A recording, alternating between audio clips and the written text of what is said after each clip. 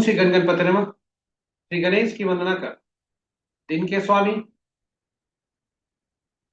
बृहस्पति देव तथा हरि विष्णु की आराधना कर, इष्ट देव का ध्यान धर, गुरुजनों को नमन कर, अभिनंदन करते हैं आपका वरुण स्टोर द्वारा प्रस्तुत आज के दैनिक पंचांग। यह नित्य 5 भागों में प्रस्तुत हुआ करता है। इसके डेटा जो भी लिए गए हैं दृढ़ पंचांग से लिए जाते हैं। छवि तथा ध्वनि और जन कुछ महान व्यक्तियों के जन्म तिथि ये सभी गूगल से लिए जाते हैं और यह प्रस्तुति आप तक YouTube के माध्यम से हम सफलपूर्वक पहुंचा पाने में समर्थ होते हैं। यह दैनिक पंचांग 5 भागों में है और पहला भाग इसका पंचांग मुहूर्त और ग्रहों के गोचर से संबंध रखता है और इसी पहले भाग से पंचांग और मुहूर्त को लेकर हम लघु पंचांग आपके लिए अलग से प्रस्तुत करते रहे। इस पंचांग का हमारे दैनिक पंचांग में जिस तरह से पंचांग के 5 अंग होते हैं, 5 हमारे अंग भी हैं दैनिक पंचांग के प्रस्तुति के। और पहला अंग पंचांग मुहूर्त और ग्रहों से के गोचर से संबंध रखता है और इसी पहले अंग से हम लघु पंचांग आपके लिए आपके सुझाव के अनुसार हम अलग से प्रस्तुत करते रहे हैं। दूसरा भाग नक्षत्र से संबंधित रखता है और यह इसे तारा बलम कहते हैं। चंद्रमा से संबंध है, नक्षत्र से संबंध है। चंद्रमा जन्म कुंडली में स्थायी रूप से जिस नक्षत्र में है और आज जिस नक्षत्र में भ्रमण कर रहे हैं, ये दोनों को ताल मिलकर हम ये फलित करते हैं कि आज का दिन कैसा होने की संभावना नक्षत्र के अनुसार। विभिन्न नक्षत्रों में जन्मे जातकों के लिए आज के दिन कैसे, यह मूलतः 9 तारा चक्र पद्धति पर आधारित है जो जातक के जीवन के बारे में भी बताता है। इस विस्तृत चर्चा हम अलग से करेंगे प्रस्तुति में। तो तीसरा भाग इसका जो तीसरा अंग है वह चंद्रमा से ही संबद्ध है, लेकिन पिछला भाग में हम देखे थे चंद्रमा नक्षत्र में के अनुसार था, यह राशि के अनुसार है। यानी चंद्रमा जन्म कुंडली में जिस राशि में वर्तमान है, जो जातक का जन्म राशि हुआ करता है और आज जिस राशि में चंद्रमा भ्रमण कर रहे हैं उसके अनुसार राशि के अनुरूप कैसा फल, आज दिन कैसा होने की संभावना, तो ये राशि के अनुसार है।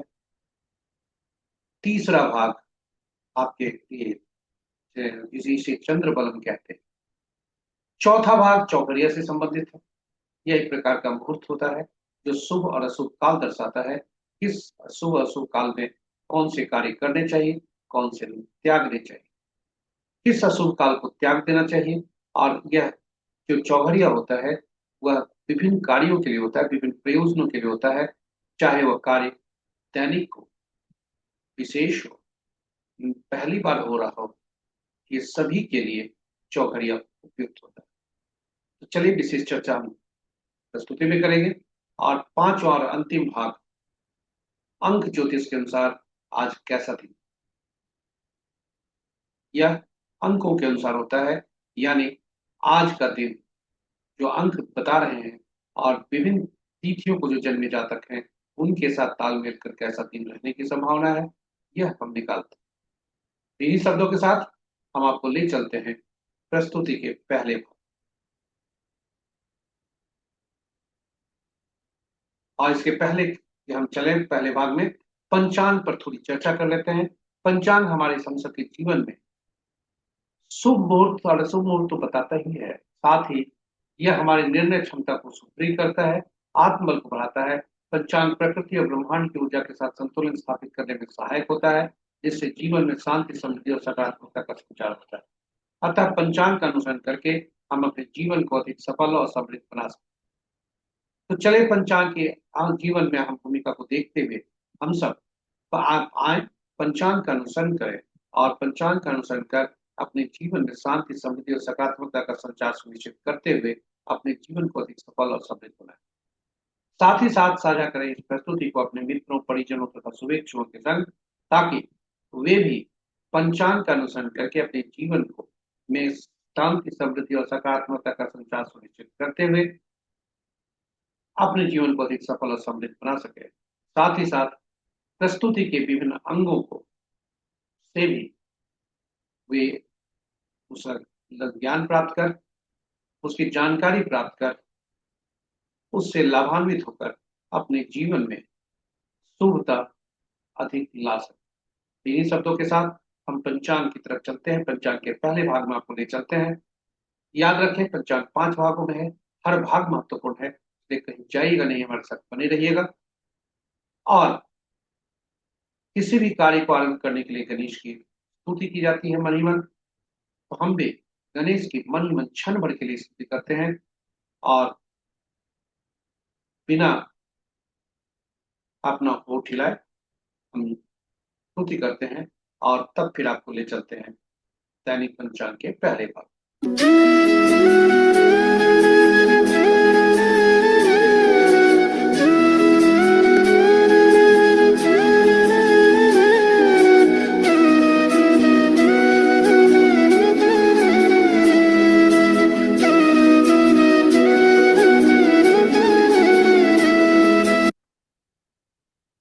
स्वागत है आपका आज के दैनिक पंचांग के पहले अंक में। आज का दिनांक 4 सितंबर 2025, माह भाद्रपद, पक्ष शुक्ल पक्ष, शाका संवत 1947 विश्व वसु, विक्रम संवत 2082 कलायुक्त और कलयुग का 5126वां वर्ष। आज का सूर्योदय 5:31 पर, सूर्यास्त 6:05 पर, sunrise at 5:31 AM, sunset at 6:05 PM। आज का दिशा शूल दक्षिण है, फिर भी इस दिशा में यात्रा करने को बाध्यता हुई तो दही का सेवन कर यात्रा में सुखता। पंचांग के 5 अंग, वार गुरुवार, तिथि कल भोर में 4:08 तक द्वादशी, उसके बाद त्रयोदशी। द्वादशी तिथि भद्रा के अंतर्गत आता है, त्रयोदशी तिथि जया तिथि के अंतर्गत आता है। नक्षत्र रात्रि के 11:44 तक उत्तराषाढ़ा, उसके बाद श्रवण। योग अपराह्न के 3:22 तक सौभाग्य, उसके बाद शोभन और करण अपराह्न 4:20 तक बौ, तत्पश्चात कल भोर में 4:08 तक बालव और फिर कौलव। ये रहे हमारे पंचांग के 5 अंक। महत्वपूर्ण मुहूर्त में जाने के पूर्व भोलेनाथ को स्मरण करते हैं। भोलेनाथ को देखते हैं आज उनका वास कहाँ है और उसके प्रतिफल क्या है। भोलेनाथ ओम नमः शिवाय। आज भोलेनाथ कैलाश पर्वत पर है जब तक द्वादशी तिथि है, जो कि सुखप्रद है। और उसके बाद वे वृषारूढ़ होते हैं, नंदी पर सवार होते हैं। वह भी भविष्य सिद्धि के लिए बहुत ही उपयोगी। तो चलिए, आज शिव का वास दोनों स्थितियों में, दोनों तिथियों के लिए बहुत अच्छा है। तो आज से कल तक ये तिथि रहेगी और भोलेनाथ हमारे लिए अच्छे संदेश लेकर आए हैं। अच्छे आज का जो 2 दिन का समय है, यह बहुत ही उपयोगी है। चलिए, जय भोलेनाथ। ओम नमः शिवाय। ओम नमः शिवाय। महत्वपूर्ण मुहूर्त के शुभ मुहूर्त में अभिजीत मुहूर्त दिन के 11:23 से 12:13 तक। अमृत काल संध्या 5:10 से 6:49 तक। विजय मुहूर्त 1:54 से 2:44 तक। गोधूली बेला संध्या 6:05 से 6:28 तक और निशिता मुहूर्त देर रात्रि 11:26 से 0:11। रात्रि में किए जाने वाले पूजा पाठ, जब तक साधना, तंत्र मंत्र आदि के लिए निशिता मुहूर्त श्रेष्ठ होता है। अशुभ मुहूर्त में राहु काल अपराह्न 1:23 से 2:57 तक। गुलिक काल प्रातः 8:40 से 10:14 तक। यमगंड प्रातः 5:31 से 7:05 तक और वर्ज मुहूर्त 2 भागों में है। स्मरण है, वर्ज मुहूर्त 2 भागों में है। पहला भाग प्रातः 7:20 से 8:58 प्रातः तक। दूसरा भाग कल भोर में 3:43 से 5:18 सुबह। तो ये रहा हमारा शुभ और अशुभ। राहु काल सबसे प्रभावी राहु शुभ मुहूर्त होता है। इसका इस काल में कोई भी शुभ काम आरंभ न करें। तो ये रहे महत्वपूर्ण मुहूर्त। ग्रहों की स्थिति को देखें तो आज अंश के अनुसार चंद्रमा केवल कमजोर है, क्योंकि वे थोड़ी ही देर बाद धनु से मकर राशि में जाने वाला, लगभग 5 बजे प्रातः का भी समय है। यह स्थिति 5 बजे, 5 बज के 5 बजे प्रातः का है, और 5 बजे तक बजकर कुछ मिनट पर ये मकर राशि में जाने वाला।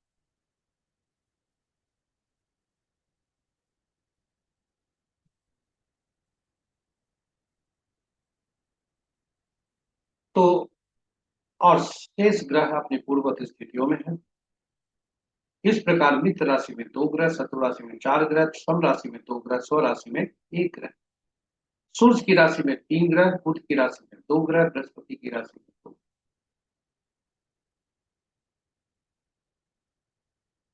मंगल और शुक्र ऐसे 2 ग्रह हैं जिनकी कोई किसी भी राशि में कोई ग्रह नहीं है। अन्य ग्रहों की राशियों में एक एक ग्रह। नक्षत्र के अनुसार यदि देखें तो मंगल देव अपने ही नक्षत्र में आ चुके हैं। चंद्रदेव सूर्य के नक्षत्र में है, मित्र के नक्षत्र में। और इस प्रकार चंद्रमा और राहु ऐसे 2 ग्रह हैं जो किसी भी नक्षत्र में नहीं होकर स्वतंत्र ग्रह। केतु देव के नक्षत्र में 2 ग्रह, बृहस्पति देव के नक्षत्र में 2 ग्रह, चंद्र राहु के नक्षत्र में कोई ग्रह नहीं, और शेष ग्रहों के नक्षत्र में एक एक ग्रह। मित्र के नक्षत्र में आज कहें तो 3 ग्रह हैं, शत्रु के नक्षत्र में 2 ग्रह हैं, सम नक्षत्र में 1 ग्रह है, और अपने नक्षत्र में 3 ग्रह हैं। वे हैं मंगल देव, बृहस्पति देव और शनि देव, और तीनों मजबूत अवस्था, शक्तिशाली। तो ये रहा हमारा आज का पहले भाग की प्रस्तुति। अब आपको ले चलते हैं दूसरा भाग, जो नक्षत्र से संबंध रखता है। चंद्रमा जिस नक्षत्र में है उसके अनुसार आज कैसा फल।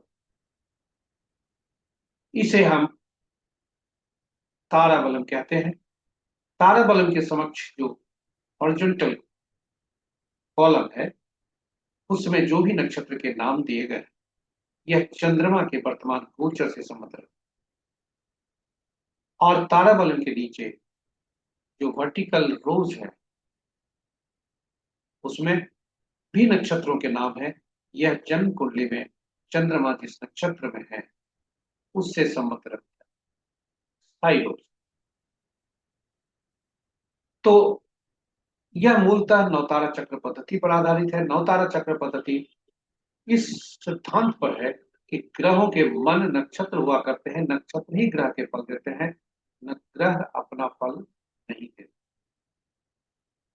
इस प्रकार नक्षत्रों को ग्रहों से जोड़ा जाता है, और कौन से नक्षत्र किस ग्रह का फल देंगे यह निर्धारित करने के लिए 27 नक्षत्रों को 3 श्रेणियों में रखा जाता है, 3 भागों में बांटा जाता है। पहला भाग में पहला से 9वां, दूसरा 10वां से 18वां, और तीसरा 19वां से 27।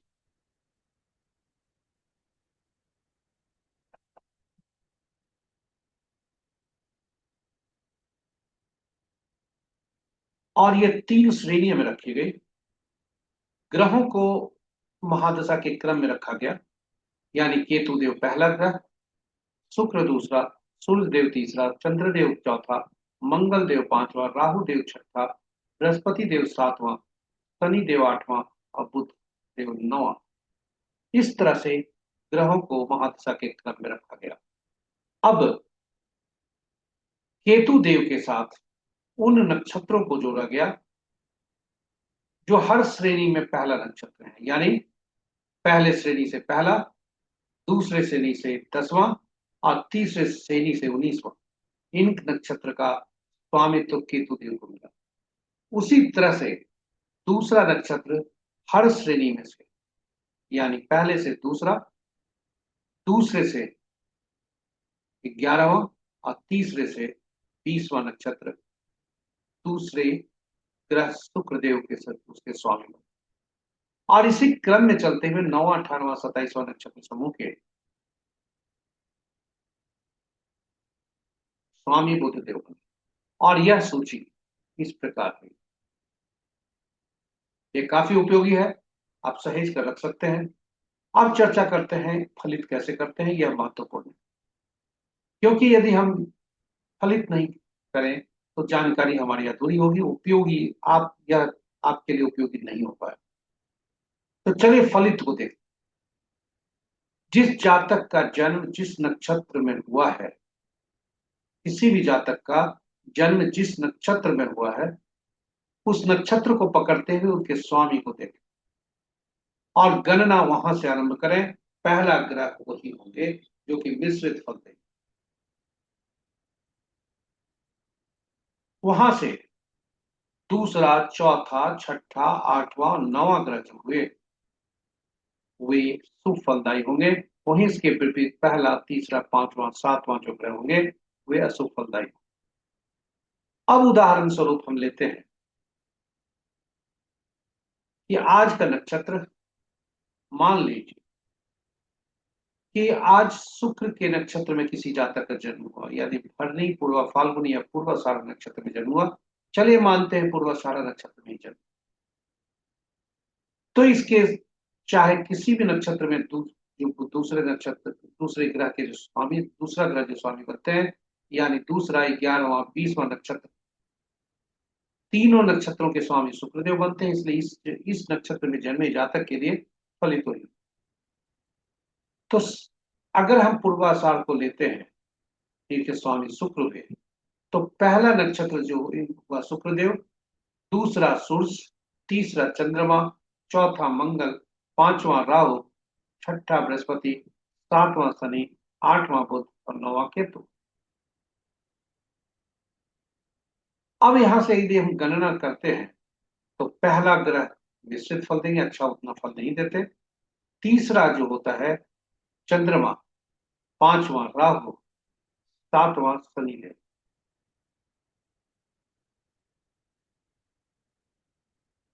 पहला शुक्र, तीसरा चंद्रमा, पांचवां राहु, सातवां शनिदेव, ये अशुभ फलदायी हो, पीड़ा देते हैं, अति पीड़ा भी देते हैं। वहीं दूसरा, चौथा, छठा, आठवां, नौवां जो ग्रह हुए वे शुभ फलदायी होंगे शुक्र से, यानी जातक के लिए सूर्य, मंगल, बृहस्पति, बुध और केतु ये शुभ फलदायी होंगे। तो अगर हम कोई भी जातक के बारे में ये हम जान गए कि ये ग्रह, हम जो उन ग्रहों के नाम हम जान गए जो ग्रह इनके लिए शुभ फलदायी होंगे और कौन से ग्रह इनके लिए पीड़ादायक होंगे, अशुभ फलदायी होंगे। तो जब हम जान गए ग्रहों के नाम, तो क्या हम ये नहीं जान सकते कि कौन सी दशा महादशा का फल कैसा होगा? जी हाँ, जान सकते। क्योंकि जातक का जिस नक्षत्र में जन्म होता है उसके स्वामी ही उसके नक्षत्र के स्वामी होते हैं, यानी उसी दशा महादशा में जातक का जन्म। मृत्यु भी उसी महादशा में होने की संभावना दिख रहती है। क्योंकि जब भी आप जन्म कुंडली बनाएंगे कहीं भी, किसी भी प्लेटफॉर्म पर, तो जब महादशा को देखेंगे आरंभ से, तो वहां पर यह वर्णन लिखा रहेगा कि पिछले भोगांश का शेष या रेसिडुअल महादशा पीरियड, यही लिखा रहता है लगभग। शब्द कुछ बदल सकते हैं लेकिन यही लिखा रहता है। तो अब अगर हमारे पास जो ग्रहों की महादशा के अनुसार हम यदि जान जाए कि यह दशा हमारे लिए सुखदायी है, तो क्या हम उसी समय अपने विभिन्न कार्यों का, प्रयोजनों का हम काम कर सकते हैं और अपने जीवन सफल बना सकते हैं। वहीं इसके विपरीत यदि चुनौती भरा समय, पीड़ादायक समय ग्रहों का है, आने वाला है, तो हम अपने आप को मानसिक रूप से उस परिस्थिति को झेलने के लिए तैयार रखते हैं, जिससे हमारा स्वास्थ्य कम असर पड़ता है, कुप्रभावित कम हो। तो ये रहे हमारे छोटी प्रस्तुति ग्रहों के नवतारा चक्र पर। और नवतारा चक्र पद्धति पर हमने अलग से वीडियो भी डाल के रखा है, जिसमें हम भगवान राम, माँ सीता तथा पवन पुत्र हनुमान की कुंडली रखी है और यह प्रयास करने का साबित करने का प्रयास किया है कि नवतारा चक्र पद्धति की सटीकता कितनी अधिक है। तो आप जरूर देखें और ज्ञान प्राप्त करें। तो पहला तो हुआ महादशा के क्रम के अनुसार हम देख सकते हैं फल कैसे हो। जन्म कुंडली में ग्रह किस भाव में बैठे हैं, कैसा फल देंगे, यह भी हम निकाल सकते हैं। उदाहरण स्वरूप यदि हमारे ग्रह खराब ग्रह अच्छे भाव में बैठे हुए लेकिन खराब फल देने वाले हैं नवतारा चक्र पद्धति से, तो अच्छा फल कैसे दें? उसी तरह से यदि जो दूसरा ग्रह होता है नवतारा चक्र पद्धति के अनुसार जातक का, उसके संबंधित यदि ग्रह कहाँ बैठे हैं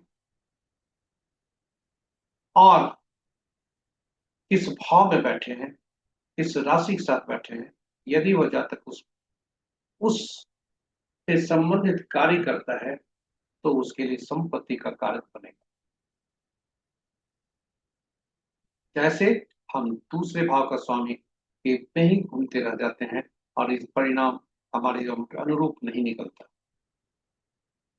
तो इस तरह से हम कुंडली को भी ठीक से जांच सकते हैं और अंत में नव तारा चक्र पद्धति से चंद उदाहरण स्वरूप कह रहे हैं कि अगर हमारा जन्म भरणी में पूर्वाषाढ़ा नक्षत्र में जन्म हुआ है तो भरणी, पूर्वा फाल्गुनी, पूर्वाषाढ़ा नक्षत्र जो जन्म का नक्षत्र हुआ, फिर तीसरा रोहिणी, हस्ता और श्रवण, पांचवा आद्रा, स्वाति और सतविसा, और सातवां पौष, अनुराधा और उत्तरा भाद्रपद।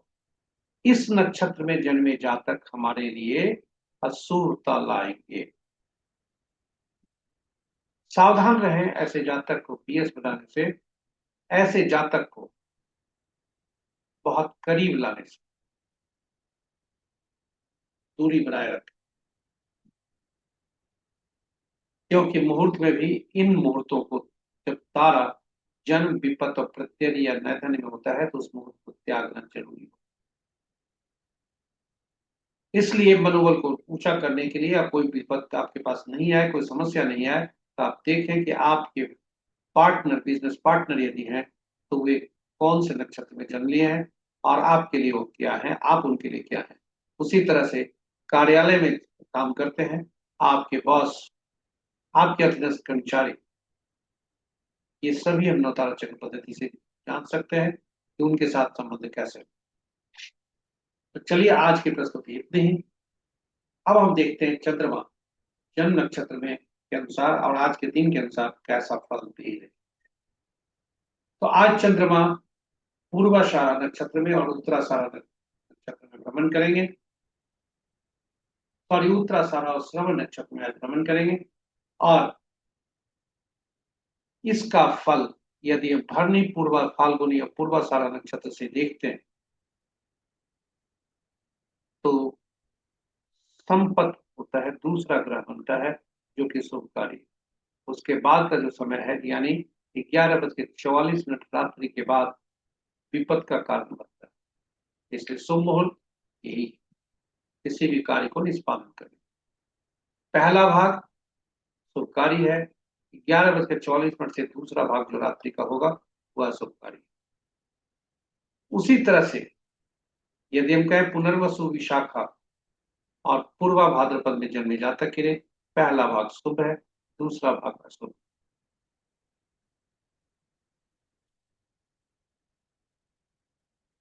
इस तरह से हम फलित करते। अब प्रश्न उठता है कि जब अगर हमारा आज का किसी भी जातक का तारा ऐसा हो सकता है कि जन्म में हो, विपत में हो, प्रत्यय में हो, नैदाने में हो, तो क्या उपाय करना चाहिए। तो उपाय के तौर पर आपको यही सलाह है कि इसको त्यागें, अपनाए नहीं। क्योंकि अगर अशुभ मुहूर्त में है, आपका समय है आज का है अशुभ है, तो उस क्या उपयोग न करें। दैनिक कार्यों में भी सावधान रहें और विशेष कार्य, विशेष प्रयोजन से मैं उस अवधि को त्याग करें। फिर भी जोखिम बिल्कुल नहीं लें, क्योंकि चाह आपकी है कि उस पे काम करने का उस अवधि में, तो फिर जोखिम नहीं लेने की सलाह है, क्योंकि जो उपाय हम बताने जा रहे हैं वह प्रमाणित नहीं। और ये उपाय आपके पास समक्ष प्रस्तुत है। केवल जानकारी के लिए इसका उपयोग नहीं करें जब तक कि प्रमाणिकता इससे साबित नहीं हो। तारा जन्म में यदि हो तो पीला कद्दू पत्ते वाली सब्जी का दान करें, विपद में हो तो फूल का दान करें, और प्रत्यरि में हो तो नमक का दान करें, और नैधन्य हो तो यह मूर्त त्याग की जरूरी है, फिर भी बहुत मजबूरी हुई तो तिल सहित स्वर्ण का दान। तो ये रहा हमारा आज के दूसरे भाग की प्रस्तुति। तीसरे भाग में आपको ले चलते हैं जो बहुत संक्षिप्त है, क्योंकि चंद्रमा धनु राशि में भ्रमण कर रहे हैं, यहां से निकलकर मकर राशि में जाएंगे प्रातः 5:20। तो चंद्रमा, इसे चंद्र बलम कहते हैं। चंद्रमा जो गोचर की स्थिति है वह यह है कि आज का मिथुन, कर्क, तुला, धनु, कुंभ तथा मीन राशि के जातक के लिए आज के पहले भाग का दिन सूर्यास्त के संकेत। वहीं दूसरे भाग का पर सावधानी रखनी है। दूसरे भाग में जब चंद्रमा मकर राशि में जाएंगे तब जिन जातकों का की शुभता आएगी वे हैं मेष राशि के जातक, कर्क राशि के जातक, सिंह राशि के जातक, वृश्चिक के जातक, मकर के जातक और मीन राशि के जातक। इनके लिए दिन शुभता के संकेत। शेष राशि वाले सावधान रहें, ईश्वर की प्रार्थना करते रहें और किसी भी कार्य को करने में जोखिम नहीं लें। आपको अब ले आए हैं चौघड़िया चौथे भाग में। चौघड़िया मुहूर्त का से संबंध रखता है, यह अशुभ और शुभ काल बताता है। किसी भी शुभ काम को कार्य करने के लिए इसका उपयोग किया जाता है। वह पूजा, कोई भी कार्य, पूजा पाठ हो या शुभ अन्य शुभ कार्य हो, तो भी इसका उपयोग किया जाता है। यदि कोई व्यक्ति उचित मुहूर्त नहीं देखना चाहे तो कम से कम शुभ काम को करने के लिए और कार्य में शुभता रखने के लिए कम से कम चौघड़िया जरूर देखें। चौघड़िया की उपयोगिता को देखते हुए हिंदी और अंग्रेजी में हमने अलग अलग वीडियो डाला है। हिंदी में चौघड़िया की उपयोगिता है, अंग्रेजी में यूटिलिटी ऑफ चौघड़िया। कुल दिन के संक्षेप में बता दें, कुल दिन के 8 चौघड़िया होते हैं, रात्रि के 8 चौघड़िया होते हैं, और सप्ताह के दिन 7 ही होते हैं। इसलिए सभी चौघड़िया का नाम, सातों चौघड़िया का नाम ही कर दिया गया, और 8वां चौघड़िया जो होता है वह पहला चौघड़िया का ही पुनरावृत्ति होता है। उसी तरह रात्रि का चौघड़िया जो आरंभ का चौघड़िया होता है वही आदि का चौघड़िया हुआ करता है। इस प्रकार 7 चौघड़िया का संबंध 7 साप्ताहिक दिनों से, और 7 साप्ताहिक दिनों का संबंध उनके शासक ग्रह से। और ये शासक सातों ग्रह विशेष कार्य करने के लिए उपयोगी हुआ करते। तो इस प्रकार सातों चौघड़िया कोई न कोई विशेष कार्य करने के लिए, विशेष प्रयोजन के लिए उपयोगी हुआ करते। अमृत चौघड़िया सभी प्रकार के कार्यों के लिए अच्छा माना जाता है। जब भी हम चौघड़िया का उपयोग करते हैं तो दिन का चौघड़िया, अक्सर दिन का चौघड़िया, वार वेला, काल वेला और राहु काल से ग्रसित हो सकता है। रात्रि का चौघड़िया काल रात्रि से ग्रसित हो सकता है। और ऐसी अशुभता की स्थिति जब भी अधिव्याप्त हो तो उसका त्याग करना चाहिए, उस मुहूर्त का उसका उपयोग नहीं करना चाहिए, क्योंकि अशुभता की गारंटी तो उसमें जरूर, शुभता की गारंटी बिल्कुल। इस प्रकार आज का चौघड़िया देखते हैं, आज का चौघड़िया कैसा है। तो आज का चौघड़िया देखें। अब आज का चौघड़िया शुभ चौघड़िया से आरंभ हो रहा है दिन, और अमृत चौघड़िया, काल चौघड़िया, शुभ चौघड़िया जो अपराह्न 1:23 के से लेकर सूर्यास्त तक है, ये सभी कुछ न कुछ ग्रहों से अधिव्याप्त।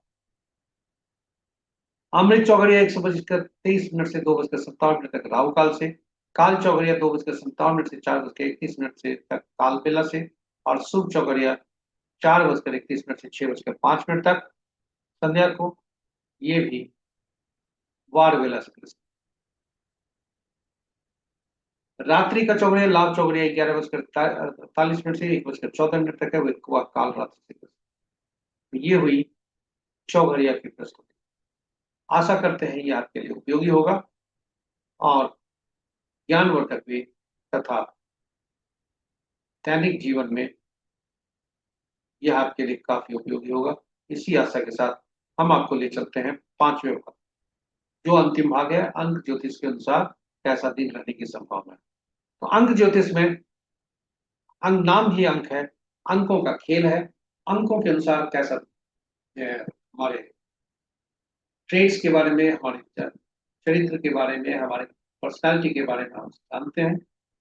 और अंक ज्योतिष 1 से 9 तक के अंक पर काम करते हैं, यानी कभी भी जब भी हमें कंपाउंड नंबर 1 से 9 वाले अंक मिलते हैं तो हम इसको इसी तरह से रखते हैं। लेकिन कंपाउंड नंबर तब होता है जब उस अंक, किसी भी अंक में एक से ज्यादा यानी दो या दो से ज्यादा अंक होते हैं, तो उसे हम कंपाउंड नंबर कहते हैं। और वैसी परिस्थिति में हम अंकों को जोड़कर, उनमें प्रयुक्त हुए अंकों को जोड़कर एकल अंक में परिवर्तित करते हैं। शून्य की गण को गणना में नहीं लेते, क्योंकि वह अनिश्चितता को दर्शाता है। और 1 से 9 अंक के को अगर देखें तो पांचवा अंक ऐसा होता है जो मध्य का अंक होता है, और यह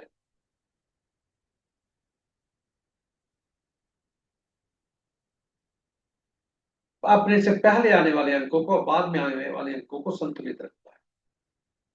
1 से 9 अंक ही प्रयोग होते हैं अंक ज्योतिष में, इसी की चर्चा होती है। और ये 1 से 9 अंक तक सबके सभी के शासक ग्रह अलग अलग है। एक के सूर्य है, दूसरे को चंद्रमा है, तीसरा बृहस्पति है, चौथा के राहु है, पांचवा के बुध है, छठा के शुक्र है, सातवां के केतु, आठवां का शनि, नौवां का मंगल। और इन 1 से 9 अंकों को अंकों की दुनिया में अलग अलग नाम से जाना जाता है। एक को राजा या सरकार से, दूसरा को रानी, पार्टनर या रानी या पार्टनर से माना जाता है। तीसरे को गुरु से माना जाता है, सलाहकार से माना जाता है, संबंध रखा जाता है। चार को शरारती तत्वों से, डिप्लोमेटिक पर्सन से रखा जाता है। पांचवा को राजकुमार से या कुमार भी बोला जाता है। छठा को मंत्री और सुख देने वाला व्यक्ति, इनको शुक्र से संबंध रखा जाता है। सातवां केतु, ये धर्म गुरु के रूप में होते हैं और इनका उपयोग किया जाता है। मंगल नौवां का मंगल, सॉरी, शनि का, सात आठवां का शनि, जो अधीनस्थ हमसे नीचे तबके के लोग होते हैं। पुनः बता दें, छठा का मंत्री या सुख देने वाले व्यक्ति से संबंध रखता है। सातवां को धर्म गुरु या ऐसे व्यक्ति जो, जिन्हें आगे होने वाली घटनाओं का पूर्वाभास होता है, उस वक्त भी केतु से संबंध रखता है। सातवां सात से संबंध रखता है। आठवां अंक शनि से, उसके स्वामी बनते हैं, लेकिन डाउन ट्रोडन पीपल, जो समाज के नीचे तबके के लोग होते हैं, हमारे अधीन कार्य करने वाले लोग होते हैं, नौकर चाकर आदि, तथा न्यायपालिका, यह सभी 8 अंक से संबोधित होते हैं। 9 अंक से सेनापति, पुलिस और डॉक्टर संबोधित होते हैं। तो ये रहा हमारे अंकों का का अधिपति अधिपति और अंकों को की का पर्यायवाची शब्द। अंक ज्योतिष में दो तरह के अंक होते हैं, एक स्टैटिक अंक होता है, एक डायनेमिक अंक होता है। स्टैटिक अंक जो ईश्वर द्वारा हमें वरदान के रूप में मिलता है, और वे अंक बहुत ही महत्वपूर्ण हुआ करते हैं। हमने एक उदाहरण लिया है, आज ही की तिथि किसी की है, किसी महत्वपूर्ण व्यक्ति की, और ये 4/9/1952 हमने लिया है। इन अंकों से जो अंक निकलते हैं वे भी स्थिर होते हैं, स्टैटिक होते हैं। और इससे मूलतः 2 अंक ऐसे निकलते हैं जिसका उपयोग हमारे जीवन में जीवन पर्यंत चलता है, यानी मूलांक। मूलांक हम तिथि से निकालते हैं। जन्म तिथि का जो 3 भाग होता है, तिथि, माह और वर्ष, उस तिथि से हम जोड़कर उसका एकल अंक में परिवर्तित कर उस तिथि को हम ड्राइवर कहते हैं या प्राइम नंबर कहते हैं। वही तिथि माह और वर्ष को जब जोड़ते हैं तो उसे भी तिथि कहते हैं, लेकिन वह कंडक्टर भी होता है। तो तिथि माह और वर्ष को जोड़े, एकल अंक में परिवर्तित किया, और फिर वह जो अंक हुआ उसे हम लाइफ नंबर कहते हैं, वाक्यांक कहते हैं, हिंदी में ड्राइवर को मूलांक भी कहते हैं, और हिंदी में कंडक्टर को वाक्यांक कहते हैं। अंग्रेजी में इसे लाइफ नंबर कहा जाता है, साथ ही साथ बोलचाल की भाषा में इसे कंडक्टर कहा जाता है। और जीवन की नैया को, जीवन की गाड़ी को सुगम चलाने के लिए ड्राइवर और कंडक्टर में आपस में तालमेल चाहिए। इससे और भी अंक निकलते हैं जो हम चर्चा कभी करेंगे, लेकिन यह जानने को है कि यदि ड्राइवर और कंडक्टर में आपस में अगर मित्रता नहीं रहती है तो हमारा जीवन कठिनाइयों से, इसलिए स्टैटिक नंबर कभी बदल नहीं सकते। और ऐसी स्थिति में जब ईश्वर ने हमें कष्ट दिया है तो डायनेमिक नंबर को लाकर इसे संतुलित कर, और डायनेमिक अंक वे होते हैं जिसे हम बनाते, ईश्वर द्वारा प्रकट नहीं होता। तो डायनेमिक अंक वो होता है जो हम बनाते हैं, और डायनेमिक पहला अंक जो होता है जो जीवन पर्यंत काम करता है। डायनेमिक अंक के कुछ उदाहरण: मकान संख्या, मोबाइल नंबर, गाड़ी नंबर आदि। और जिस डायनेमिक नंबर का हम ज्यादा यूज करते हैं वो होते हैं, सबसे पहला नाम। नाम एक ऐसा ये है जो जीवन भर हमारा नाम अपरिवर्तित रहता है और वह समान रूप से ऊर्जा देते रहता है। अब वह समान ऊर्जा निगेटिव भी हो सकता है, पॉजिटिव भी हो सकता है। कैसे जाने कि वह हमारे लिए सकारात्मक है या नकारात्मक? सबसे पहले तो नाम का जो अंक है, आप आश्चर्यचकित होंगे, नाम का अंक कैसे हो? तो बंधुओं, नाम में अल्फाबेट यूज होते हैं, लेटर यूज होते हैं, और उस लेटर का अंकीय मूल्य होता है। और उस अंकीय मूल्य को जब हम परिवर्तित कर देते हैं, अंक उन अक्षरों को अंकीय मूल्य में परिवर्तित कर जब हम जोड़ करते हैं और एकल अंक में परिवर्तित करते हैं तो नामांक कहलाता है। और ये एक जो सूची है आपके समक्ष, प्रत्येक अक्षरों की सूची है और उनके से संबद्ध अंकों की। अब आप बताएं, यदि आपके पास नामांक अच्छा नहीं निकला, उदाहरण स्वरूप जिस जातक का आपने लिया है उसका मूलांक 4 होता है, ड्राइवर 4 है, कंडक्टर 3 है, और उसका नाम भी 3 पर जाता है, यदि तो इससे अच्छी स्थिति नहीं हो सकती। वही यदि यह भी हमारे मूलांक और भाग्यांक का दुश्मन निकला तो हमारे लिए जीवन भर नकारात्मक ऊर्जा देता है। इसलिए हम सुनिश्चित करते हैं कि जो मेरा नामांक हो वह मूलांक और भाग्यांक का शत्रु नहीं। साथ ही साथ सबसे पहली ऊर्जा जो होती है, हमें जब पुकारा जाता है, नाम का पहला अक्षर, और यह नाम का पहला अक्षर ही उसका अंकीय मूल्य हमारे लिए मूलांक और भाग्यांक का शत्रु नहीं होता। अब आप जानना चाहेंगे आखिर शत्रु अंक, हर अंकों के शत्रु अंक तो क्या क्या होता है?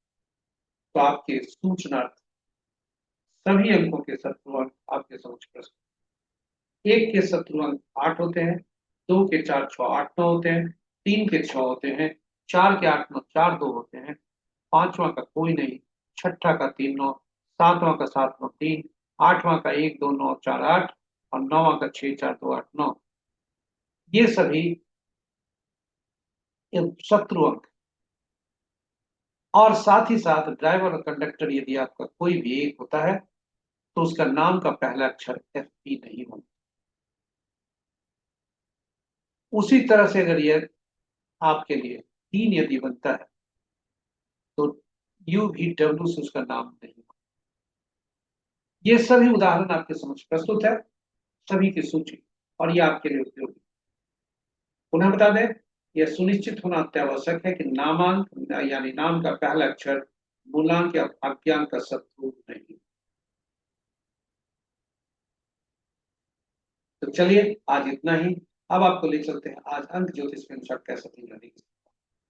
तो आज का मूलांक 4 है। आज तारीख 4/9/2025 है। मूलांक भी 4 है और भाग्यांक भी 4 है। मैंने कल भी बताया था, आज भी बता रहे हैं कि सितंबर 2025 में हर जो मूलांक होंगे वे और भाग्यांक एक ही होंगे सामान्य परिस्थितियों। यानी सितंबर 2025 में जो भी बालक जन्म लेगा उसके मूलांक और भाग्यांक एक ही रहेंगे। तो आज का मूलांक और भाग्यांक 4 है और भाग्यांक 4 का विभिन्न अंकों के साथ कैसा संबंध। तो सबसे पहले भाग्यांक 4 का मूलांक 4 से ही शत्रु होता है। और आप देखें कि 4 जो भाग्यांक है, 4 अंक किसी भी अंक से दोस्ती नहीं है सिवाय 5 अंक वालों से तटस्थता का संबंध और 6 और 7 वालों के साथ। शेष जो अंक है उनके साथ इनका तालमेल सही नहीं। सूर्यदेव के साथ भी सामान्य स्थिति, एक अंक वाले। तो जिनका जातक का जन्म 1/10/1928 को किसी भी माह का हुआ है, 5/14/23 को किसी भी माह का हुआ है, उनके दिन, उनके लिए आज का दिन सामान्य होने की संभावना है। और जिस जातक का जन्म 6/15/24 को हुआ है किसी भी माह का, 7/16/25 हुआ है किसी भी माह का, उनके लिए आज दिन उत्तमता के सकते। और शेष मूलांक वाले जातक, शेष जन्म तिथि वाले जातक किसी भी माह के, वे सावधान रहें, स्वास्थ्य पर ध्यान दें तथा वाद विवाद आदि से दूर रहें। इन्हीं शब्दों के साथ हम प्रस्तुति यहीं पर विराम देते हैं, क्योंकि अंतिम भाग में हम आ गए। आप हमारे साथ बने रहे, इसके लिए बहुत बहुत शुक्रिया। प्रस्तुति पूरी रूप से ज्ञानवर्धक और उपयोगी है, बनाने का हमने प्रयास किया है और आशा करते हैं आपके लिए ज्ञानवर्धक और उपयोगी होगा। आपसे अनुरोध करते हैं सभी से कि यदि अभी तक आप चैनल को सब्सक्राइब नहीं किए हैं, चैनल को सब्सक्राइब जरूर करें। साथ ही साथ नोटिफिकेशन बटन को भी दबा लें ताकि हमारे हर प्रस्तुति की सूचना आप तक पहुंच सके। और अंत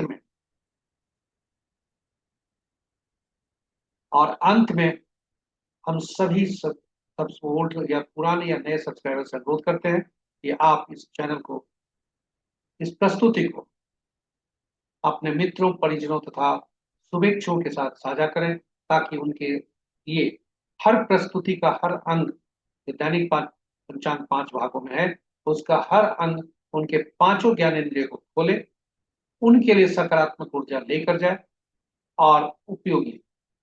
और आपके इस प्रयास, जो आपने प्रयास किया, उनसे साझा किया, उसके लिए आपको नित्य फल। इन्हीं प्रस्तुतियों के साथ हम हरि विष्णु की को नमन करते हुए, बृहस्पति देव को भी नमन करते हुए आपसे विदा लेते हैं। जय बृहस्पति देव, जय श्री कृष्ण, जय हरि विष्णु।